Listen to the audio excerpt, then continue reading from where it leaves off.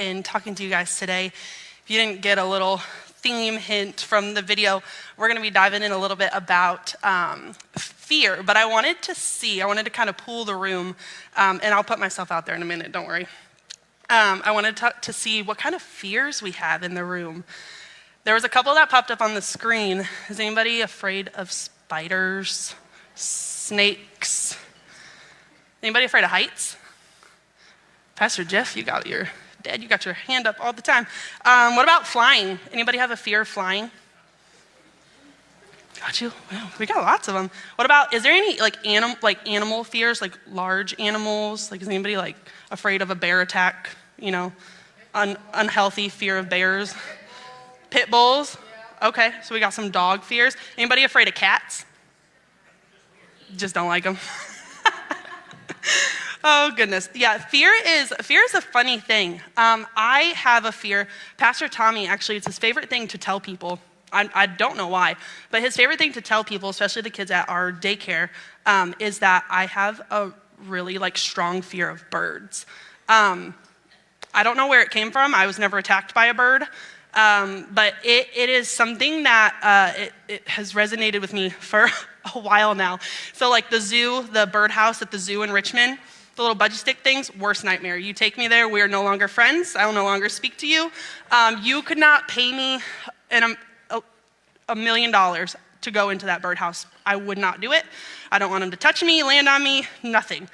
The video kind of shifted into some more serious fears too, which are super, super relevant as well. You know, fear of losing a job, fear of getting sick, fear of, what was it? Some of the other ones that were in there, but some deeper fears, not just surface level. But what's interesting is that fear is not just a emotional thing, right? It's not just a feeling that you get. It is actually a physical thing. Fear elicits physical response from our bodies. I'm gonna give you a little science lesson, psychology lesson real quick. So when your brain senses danger, your body goes into what everybody's probably heard before of fight or flight, and your system starts preparing you to survive. So your stress hormones, adrenaline, cortisol, all of those start to rise, your heart rate increases, your breathing changes, your muscles get tense, and your body goes into this survival mode where it's ready to either face what's coming or run the other direction. For my fight or flight people, who is a fight? Who's a fight? Like, we're gonna stand our ground. That's me. Yeah. Like, if something's up, I'm like, all right, like, I'm ready. Trevor got, my husband, Trevor, our light guy, he got mad at me one evening because we heard the loudest, scary sound ever. Like, it sounded like someone busted our door in. And he's like, stay behind me, stay in the room. And I'm like, let's go. And what did I grab? What'd I grab? A what? Yeah, I grabbed whatever the closest thing was, and I'm like, whatever's out there, we're gonna go down together. I'm not staying here by myself. And he got upset with me, but I am a fight person. I'm not a runaway person. Do I have any flight people? Any run? Tori, you better raise your hand. You better raise your hand, girl. We got some runners. Okay, all right. Yeah, so it produces this fight or flight response in our bodies. We either gonna face it or we're gonna run the other direction. And what's interesting is that fear is not inherently a bad thing. Fear is a good thing. God designed our bodies with this ability to respond when it senses danger. And if you're in a situation where your safety is threatened, I would argue that you want your system to wake up and do what it's supposed to do. You want to be able to run, fight, hide, whatever it is. You want to be able to do what you're supposed to do. Now, in the show Survivor, the contestants, they start off really, really strong. They are broken up into tribes. They're scheming together. They're like, okay, we're getting all these physical challenges done. They're winning. But there is always this turning point. There is a contestant on a tribe at some point, or multiple tribes, but it usually starts with one, that goes a little bit rogue. And they start to sow seeds of doubt within their own team. They cause discord amongst the other tribes.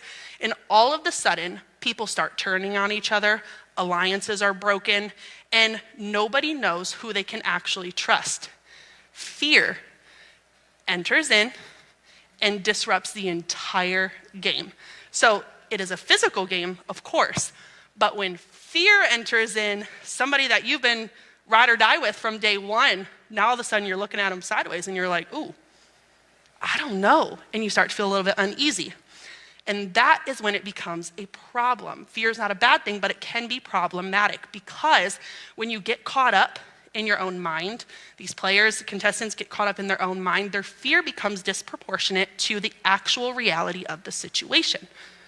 Nobody is actually out to kill them or anything on the show Survivor. But if you've ever watched it, when you start to see the panic and the anxiety and the stress and the uneasiness, you would think, oh my gosh, these people, their lives are at risk, but they're not. Their lives are not at risk, but our fear and our own mind starts to become disproportionate. So we're gonna be talking about surviving the mind game when fear enters in. Now, I was gonna go the obvious route, and my plan was to talk about Gideon, because I was like, tribe Gideon, fit with the theme.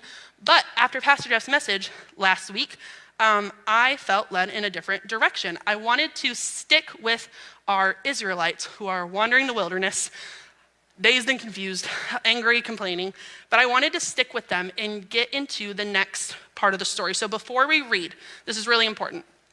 I want you to put a different lens on and look at this group of people not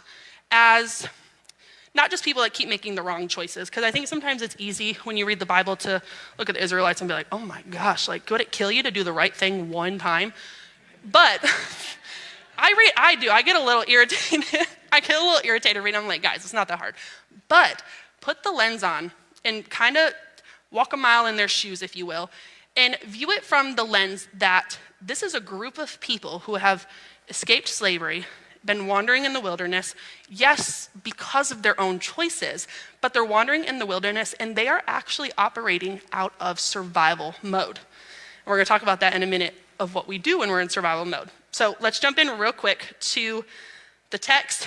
If you've got your Bibles, open them up. We're gonna be in Numbers 13, and we're gonna start at verse 26. So they came back to Moses and Aaron and the whole Israelite community at Kadesh in the desert of Paran.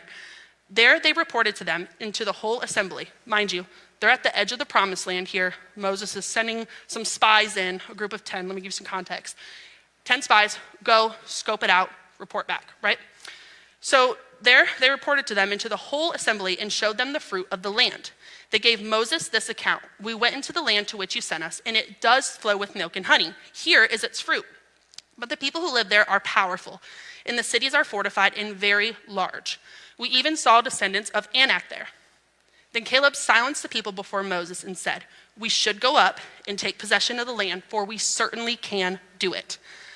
But the men, there's always a but the men who had gone up with him said, we can't attack those people. They are way stronger than we are. And they start to spread this bad report among the Israelites about the land that they had explored. They said, the land we explored devours those living in it.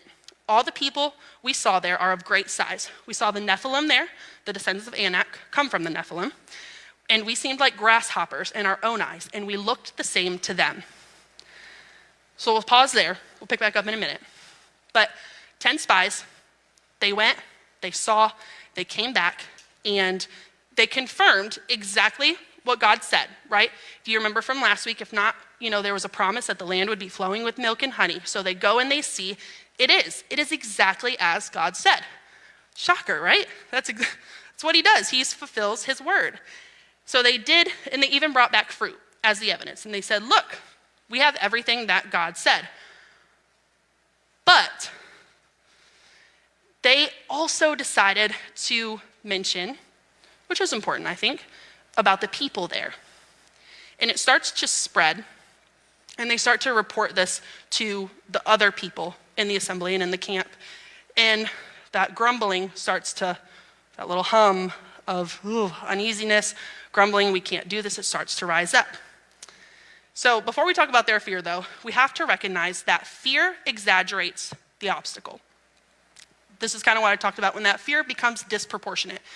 Fear can exaggerate your obstacle that's in front of you, and for them, they had the full report, right? God told the truth. And then when they say however or but, that is the entry point for fear. Up until then, we're good, we're good, we're good, we're good. However, and then the door opens, fear enters in. They begin to talk about the fortified cities, the powerful people, the descendants, and the more they talk, the larger this obstacle becomes. And I think we are guilty. I think we all have experienced that before, where we start talking about something and it just grows and grows and grows and grows. It might have started off small or big, but the more you talk about it, it starts to become this big obstacle that started off so small before, but this large, large obstacle. Now, the important thing, and I don't want you to hear me wrong, so I want to say faith does not require us to pretend that hard things are not hard. Pastor Cameron mentioned that in his message a couple weeks ago. Faith is not pretending that hard things aren't happening or bad things aren't happening. The giants were real. The walls were real. The challenge was real. All of those things were true. They did not lie.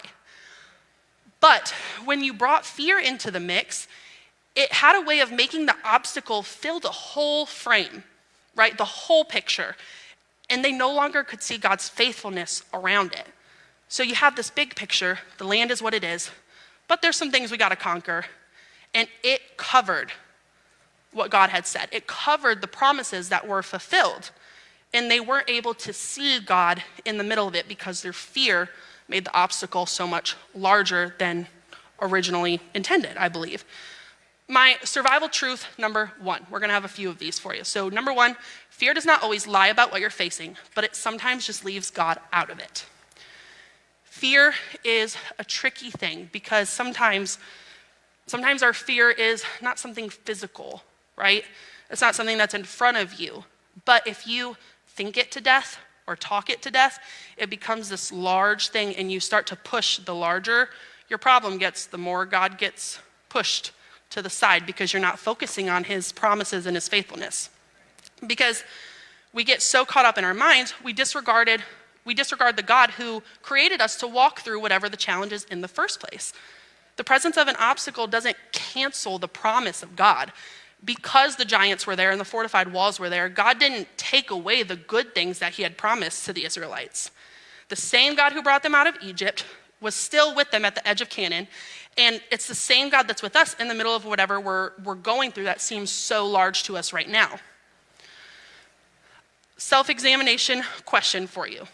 Think of what obstacle that has become so large in our mind that it's starting to block, maybe it's not blocked it yet, but it's starting to block your view of God. It's really important that when we feel afraid, that we don't let it get bigger and put lenses on and not be able to see the grace of God and the faithfulness of God around it when we're in the middle of something. Fear can also not only exaggerate, obstacles, it can also make us question who we are. Fear can distort your identity. In the text, in Numbers that we just read, the spies said, we seemed like grasshoppers in our own eyes and in theirs. Now, on the surface, it seems like a harmless statement. I think, fall down. Nothing too deep, like they didn't say, oh my gosh, we're gonna die. But they said, we seem like grasshoppers. And the line is very revealing because they didn't just describe the giants as big, they described themselves as small. So immediately, they see something that made them feel afraid. And now it's, I'm too small, we're weak. That's what that was saying, grasshoppers. What do you do if you like grasshoppers, I'm sorry, but if I see a grasshopper, dead. Like, we're not doing that. Like, you step on it, right? So in their eyes, we're gonna die. Like, we're bugs compared, stompable, crushable is how I interpret that. We are crushable compared to them. Fear moved from how they saw the situation to how they saw themselves. And that is so dangerous. That is probably one of the most dangerous parts about fear because very rarely when something is happening, does it stop with oh, this is hard. And then you do it anyways. Usually it starts with, man, this is hard. And then you think about it some more, you talk about it some more. And eventually it becomes, I can't do this. Because saying something's hard is fair, right? Like we deal with hard things all the time. But when that transitions into, I can't, we're distorting our identity and our capabilities. And it turns from an observation, so they made an observation of the giants and the fortified walls, to an identity issue. Now we don't think that we are strong enough to handle whatever it is. And the Israelites were God's covenant people, and that's what blows my mind. All through the Bible, we see God's chosen people. He rescued them, right? He carried them through so many impossible places already. But fear is such a strong emotion that we feel that it made them see themselves through the size of their obstacle instead of the faithfulness of their God. Got another truth for you. Fear will try to rename you before it redirects you. And what I mean by that is that before fear convinces you to turn around and run the other direction, it's got to convince you first that you're too weak to go forward. And if we're not careful, we start to allow the enemy to use fear to take us out mentally before we ever get to take the first step. I think of this week and all of the challenges that we had the opportunity to take on, right? Sharing your testimony, praying with people, inviting them to church, all of these things. If you get in your head first, you're never going to take the first step. If you just kind of go for it, right? Not let fear get in the way. And I think on a deeper level, we do that spiritually with God. We get into a place where it's like, oh man, this is hard. I don't know, God. And it festers, and the enemy uses that to kind of skew our own identity and who we are in Christ. Now, 2 Timothy 1:7 says, God has not given us a spirit of fear, but of power and of love and a sound mind. It's a verse that I've heard, a lot growing up in church, and it's important, of course. All the verses are important. But I want to look at it on a deeper level in relevance to what we're talking about. Fear told them that they were grasshoppers, but God called them his people. Fear told them that they were powerless, but God had already shown his power throughout their entire journey so far from slavery to the edge of the promised land where they were now. They consistently were complaining, oh, we're going to die, we're all alone out here, this, that, and the other. And God was literally leading them by fire during the day, by cloud at night. He was physically leading them through the wilderness. And we do the same thing. Our fear starts to try to speak over our identity. And maybe it doesn't sound like we're grasshoppers. I don't think we walk around saying stuff like that. But we say similar things. We imply the same things. I'm not strong enough. I'm not qualified enough for that. I'm not spiritual enough for that. I'm not brave enough. Or our favorite thing to do is put labels on ourselves that distort our identity. I'm going to fail. I'm a bad mom. I'm a bad husband. I'm a bad wife. I'm a bad son or daughter. I'm too damaged. I can't handle one more hard thing. If I counted on two hands how many times I've said that in the last few months, I cannot handle any more hard things. It's a label. I'm behind. Life is a race we're all running, and we feel behind if we're keeping up on social media, on Facebook, of all the things. Well, they're doing this and they're doing this in life already, so we start to feel behind. Well, God's going to come through for them. I see him doing that for them, but he's not going to do that for me. This is too much.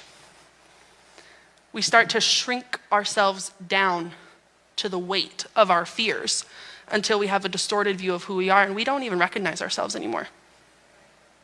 We are created by God, same God who did all of these things for the Israelites, right?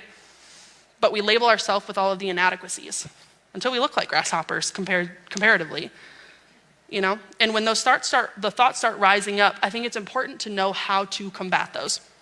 We have to answer them with truth. I'm not what fear calls me. I'm who God says I am. I'm loved. I'm held. I'm not alone. I will get healing. I will see breakthrough. I have been given power, love, and a sound mind. I have not been given fear, anxiety, mistrust, doubt. Those are all things we slap labels on ourselves with, and we start to lose sight of who God has created us to be. We have to stop letting the things that we're afraid of decide who we are and start remembering who we belong to. God is with you. Something, again, said so many times in the Bible, but I want you to hear me. God is with you. He was with the Israelites the whole time. And fear does not get to define who you are. If you've put a label on yourself of not being good enough or strong enough or spiritual enough, no. Rebuke that in the name of Jesus. Absolutely not. You're loved, you're strong in him. In the world, we are all those things, right? I mean, to be fair, in the world, comparatively, we are weak. We're not good enough. But that's the benefit, right, of being his, knowing who you belong to, because it gives you strength and it gives you power, love, a sound mind, all of the things that without God we can't have. My next examination question for you, this is a very self-reflective message, so if you're not an introspective person, I apologize. But we're gonna look inward today. Examination question is, where have you started identifying with your fear instead of identifying with what God has spoken over you? And if your response in your head is, God's never said anything about me, wrong, open your Bible. Because it is full of who he says you are. Okay? All right, so obstacles, larger than what they seem, identity, fear can impact and distort our identity, and this is a big one. Fear can start to really attack and impact your focus. In Numbers, again at the beginning of their report, the spies had evidence of God's promise. They had physical fruit right in front of their hands, right in their hands, and they said, here, look, this is the fruit. They had fruit from the land. They saw the goodness of what God described, and they had confirmation that the land is worth entering. This is exactly what God said. This is good. But when their report started saying all the bad things, it shifted the focus. It shifted their focus, and then in turn, it shifted everybody's focus. They moved from the fruit, the goodness, to the fortified cities. They moved from the promise to the people and from God's faithfulness to their own fear and feeling of inadequacy and weakness. This is a major part of the mind game. Fear doesn't even need to change your circumstances if it can change your focus. It doesn't actually matter. The enemy utilizes fear in a way, your situation doesn't have to change at all. And it doesn't have to be as bad as in your mind you think that it is, but if your focus can shift off of God and onto circumstance, it's game over, right? It's a win. The Israelites saw God do the impossible. They saw the plagues in Egypt. They saw the Red Sea literally split open in front of them and close down on the enemy. They saw manna that they complained about fall from heaven. They were fed, nourished in the middle of the wilderness. And they saw water come from a rock, the cloud that I mentioned earlier, leading them by fire during the day, or cloud during the day, fire by night. I had that backwards, sorry. All that to say, they had a history with God.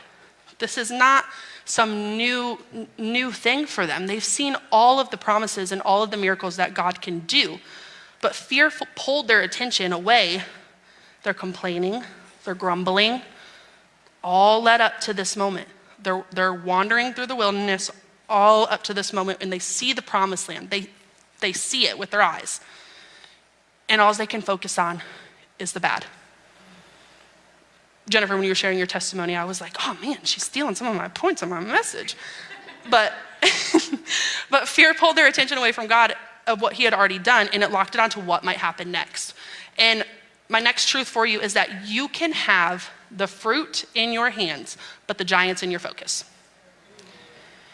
You can have the evidence you can have the fruit in your hands, but the giant's in your focus. You can have the evidence of the faithfulness of God right in front of you, tangible. And you can focus on the giants in your life, your situation, your circumstances, whatever it is. And for me, like I said earlier, my my fear, my label of, man, I can't handle one more hard thing. This season is not of my life currently, has not been something that I have, this message is not preached from a distance, let me tell you. I have had to live this. Thank you, Lord. That little joke that, Tori, that you've shared before about don't ask God for a testimony because he'll give you one. So, woo, yeah. This season of my life has been one of the most difficult things, and honestly, I did not feel very qualified to preach this.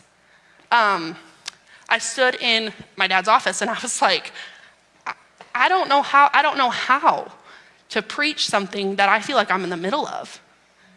I don't know how to preach something that, just give me a moment.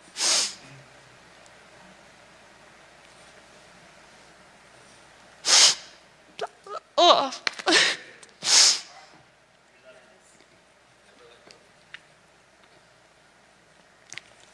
I didn't know how to preach when I don't feel like it's something I've conquered yet. My analytical brain of mine, I feel like I can't speak to something until it's done, right? I need it completed before I can move on and be.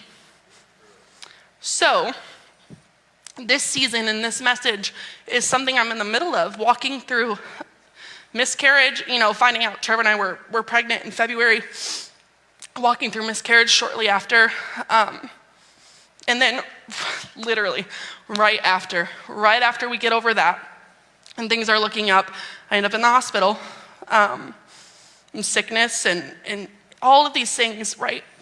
It has brought fear to the surface. It brought fear to the surface in ways I honestly could never have expected.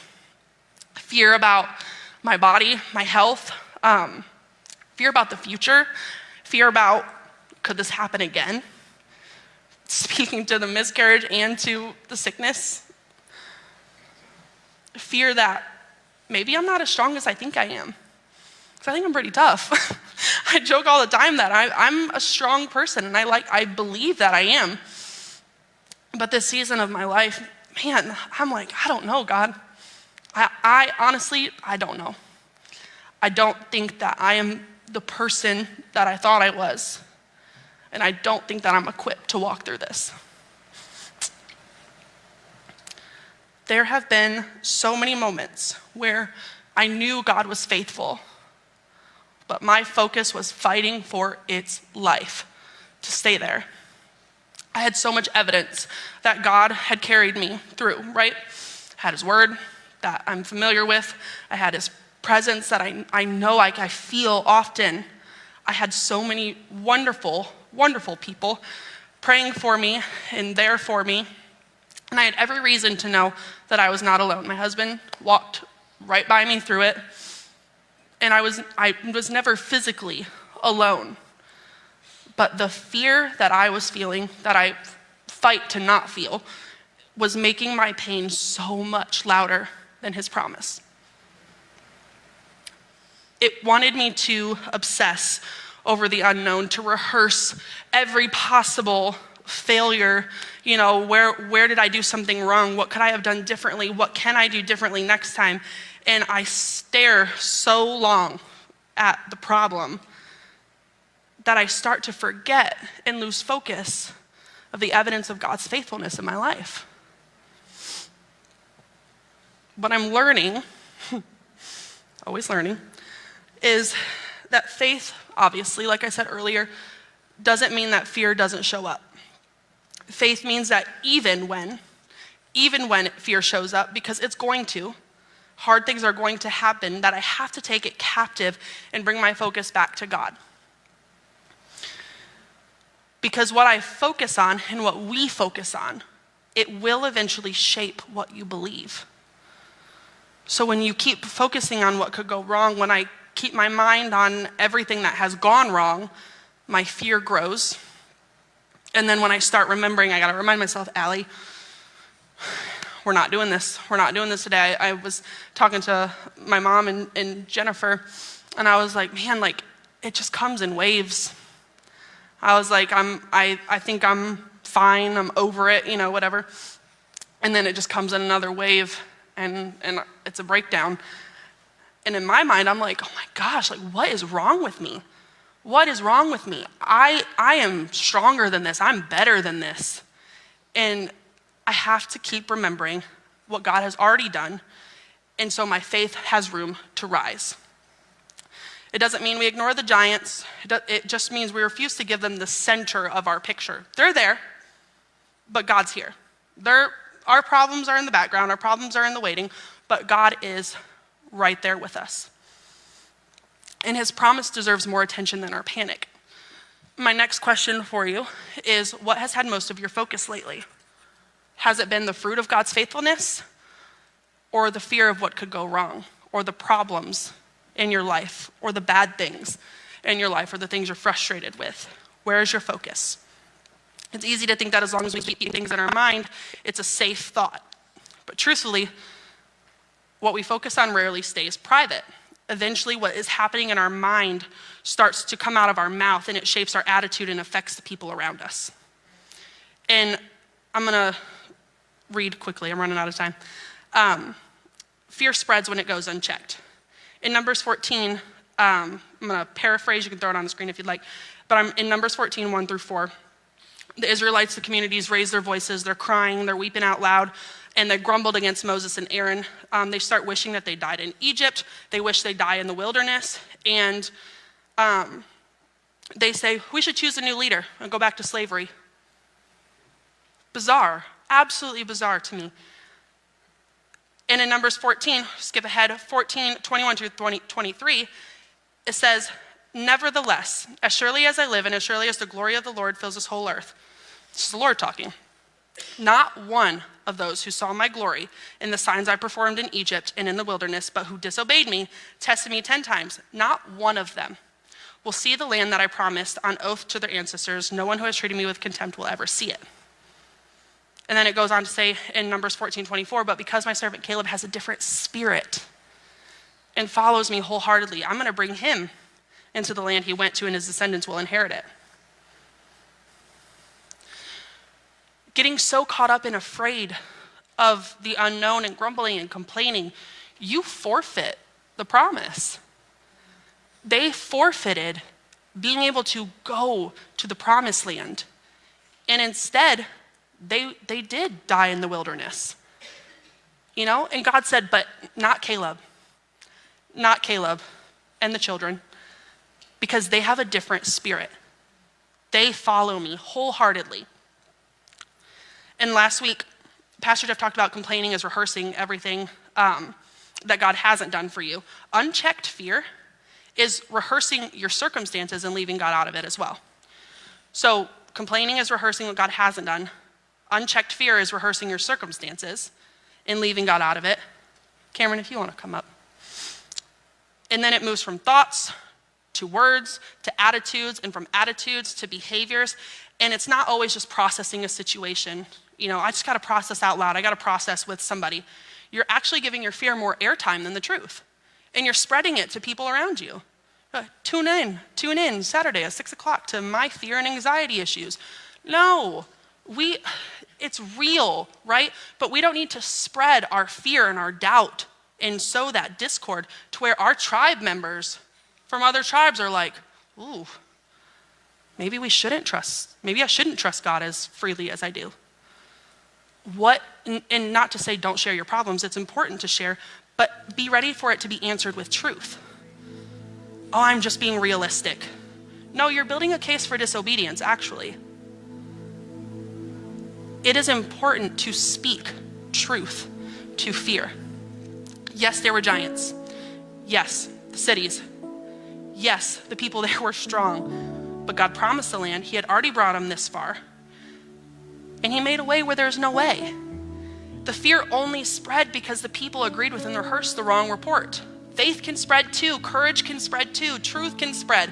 Peace can spread. Confidence in God can shift an entire atmosphere of grumbling, complaining, tribe members, Israelites. Confidence in the Lord can shift an entire room.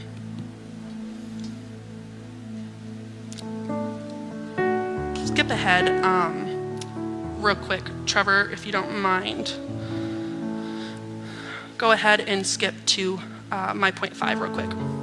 Faith responds where fear reacts. Most of us don't respond to fear calmly or with spiritual maturity, and that's okay. We react. Israel reacted. Complaining, crying, grumbling, whatever. We place blame. We love to place blame when we're scared. It's defense, right? We react anxiously. Some people, don't ever anybody get offended when I say this. Some people use an overly spiritual response to fear to avoid confronting the actual root of the feeling, right?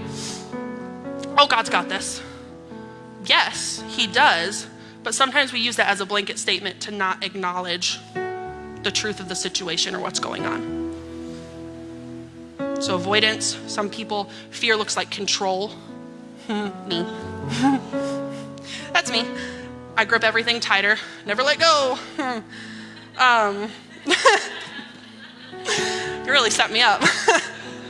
Really set me up. I try to manage every outcome because uncertainty to me feels unbearable. I don't like question marks. It's not my thing. Some people, fear looks like anger. They snap, they shut down, they get defensive, they push people away because the fear has them so on edge that they can't process anything properly. Overthinking, anxiety, imagining outcomes of things that are not even real, making yourself scared on purpose. Like, I don't know why our bodies do that to us sometimes, but it happens, right? Caleb and Joshua showed us a different way. They said the land we explored is exceedingly good. They saw the giants too. They were there. They saw the same things the other ones said, but they said the land is good. It's good. Instead of reacting to our circumstances, we have to choose to respond to what God said and not what we see. Survival truth, my last one for you. Fear reacts to what it sees and faith responds to what God says. Doesn't mean you don't feel fear, but it means fear doesn't get to make our decisions. That initial fear thought is going to happen, but you're responsible for every other thought after that. Okay? I'm not saying control your fear all around you, control everything around you. It doesn't work that way. Life happens. You get scared. But you are responsible for every thought that follows that initial fear thought. Take captive. It's up here. You gotta be stronger mentally. When we start to get that feeling, we want to run, we want to grip tighter, we want to lash out, choose to surrender deeper instead. The heavier the weight of the fear, you know what? This actually just popped into my brain for a visual. The heavier the weight of your fear, to me, take it for this way. That's the quicker your knees can get to the ground and start praying. That weight is heavy, but that is a faster way to get right to the altar and get on your knees. You don't have to control. You can trust God with what you can't manage. You don't have to avoid things because it's hard. Say, God, give me the courage to do the next right thing. Fear says, I have to figure all this out right now. But faith says, God, give me grace. Give me grace, because I need it. I just need the next step, not the whole staircase, just the next step. Fear says, if I let go, everything will fall apart. That is my brain. If I release control, everything is going to fall apart. But faith says, God, you're holding what I can't carry anyways. So the more I let go of, the more that you can carry for me. Fear says, I need to protect myself, so I'm going to shut down, and I don't have friends. I don't make connections with people. I don't connect stronger with people because I have to protect me. But faith says, God, help me stay soft, wise, but surrendered. Be soft, be wise, surrender. In Romans 12, it says we're transformed by the renewing of our minds. A renewed mind doesn't deny the battle. It decides which voice gets the authority. It should be his. So, good way to gauge, am I feeling fear, right? Start asking, is this fear leading me, or is the faith guiding me? When fear creeps in, am I reacting out of panic, or am I responding out of trust? Because reacting and responding are two different things. Reacting is an emotional response. Responding is when you, let me think this through. How does God want me to respond to this? Am I trying to protect myself, or am I trusting God to be my refuge? Am I letting fear write the story, or am I letting the truth have the final word? So what now? I'm gonna go through these quick, promise. How do we move forward when fear tries to take over our mind, the mind game? It's tough. Our mind is a beautiful and scary thing. We might not be physically standing at the edge of the promised land looking at a 10-foot tall giant, but we know what it feels like to stand in front of something that's bigger than us. So my what now number 1 is name the fear. Don't let it stay vague. This isn't rehearsing the fear. We're gonna identify the fear. Say, I'm afraid of being disappointed. I'm afraid of losing control. I'm afraid of being let down. I'm afraid of getting hurt. I'm afraid God's not gonna come through if I pray for this. Talked about that in our women's thing. I said, sometimes I don't wanna ask God for things and pray for things because then I don't have to be disappointed if it doesn't happen. Number 2, check the report. Is this the whole story, or did you leave God out of it? Are you reporting back like the 10 spies and only talking about the negative things? It's my biggest pet peeve in life is when something good happens and there's always somebody that is just like, well, this could have been better. No, absolutely not. Take captive the thought. That's not the whole story. God does good things even in the midst of hard things.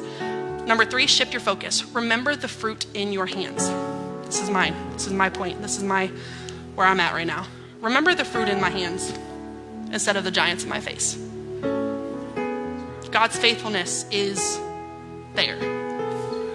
Focus on that, not the giants that are around you. Number 4, respond, don't react. Pause before you speak. Decide, quit, post, text, accuse, withdraw, spiral, because sometimes we spiral, right? Fear reacts quickly, but faith makes room for wisdom. And if you're making room for wisdom, you are pausing. You're going to the word, seeking wise counsel, not gossiping, seeking wise counsel, opening your Bible. Pause before you post something or say something or cut somebody out of your life. Just pause. What would God want me to do? WWJD. What would God want me to do in this moment? What is a faith-filled response and not a fear-filled reaction? Fear enters in. It just doesn't get to take over. And that's what I want you to take away. It doesn't get to define you, direct you, or decide what God can do through you. The giants are real. So is the promise. The unknown is also real. We don't get to have all the answers. I wish we did. I so wish it was spelled out plainly. But the presence of God is so much stronger than the unknown. When you're in the presence of God, you're not even thinking about the what ifs. It goes away. That's why I like worship so much. Thank you for my shoe. But I love worship because when the presence of God is here, I'm sure you feel it out there too, but when we're up here, the presence of God is so thick that I don't think a darn thing about what I'm afraid of. When I was up here, I wasn't thinking about, 5 seconds ago, and I was like, oh my gosh, I'm gonna throw up when I go up there and have a message. Oh my gosh, so scared. But when I got up here in the presence of God, it's just freeing, surrender, right? When fear creeps in, we don't have to react in panic. Just respond in faith. Okay? That's it.